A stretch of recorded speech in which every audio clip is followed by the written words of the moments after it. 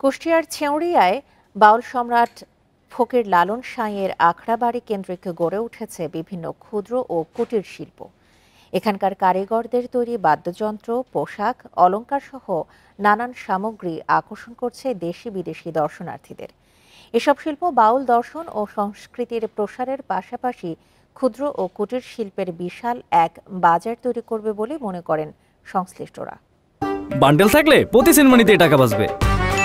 বিকাশ send money bundle কিনে জিতুন প্রতি লেনদেনে। কুষ্টিয়ার ছেঁউড়িয়ায় লালন আখড়াবাড়ির পাশেই অবস্থিত অচিন পাখি নামে এই কারখানা।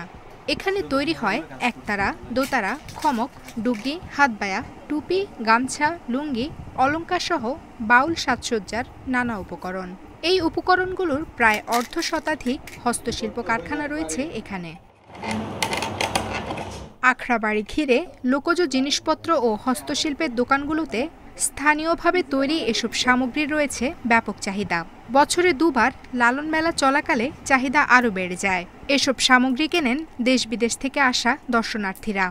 লালন সঙ্গীতের জন্য যা প্রয়োজন, যে যন্ত্রগুলি দরকার সেগুলি এখানে খুব ভালো মানের পাওয়া যায়। খমক আছে, হাতবায়া আছে, একতারা আছে, ডুগি আছে, মানে আরো বিভিন্ন জিনিস আছে।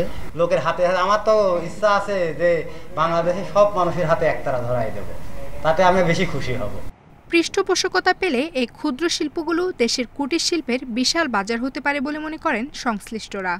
মুনাফা বলেন বা প্রফিট বলেন, যেটা করি বা করব, সেটা আমাদের থেকেও অধিকাংশটা সাধুগুরু, প্রান্তিক শ্রেণীর মানুষ এবং প্রকৃতির কাজে ব্যবহার করা হয়। আমরা চাই যে আমাদের কুটির শিল্পের প্রতি সরকারের একটা বিশেষ দৃষ্টি দেওয়া দরকার, কারণ এটা আগাইলে পরে আমাদের আমরা দেশকে উপস্থাপন করতে পারবো।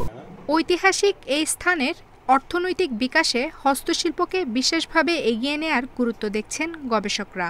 এখানে যেন একটা হস্তশিল্পের একটা পাশাপাশি একটা হস্তশিল্পের একটা এলাকা গড়ে উঠে, যারা ঘরে বসে হাতের কাজ, ছোট ক্রাফট কাজ করতে পারে এবং অর্থনৈতিকভাবে যেন তারা এটাকে একটা অংশগ্রহণ করতে পারে, তাদের আর্থিক উন্নতি করতে পারে। সবার চাওয়া সংস্কৃতি বিকাশের পাশাপাশি ক্ষুদ্র কুটির শিল্পের এলাকা হিসেবে গড়ে উঠুক লালনের ধাম। Independent news.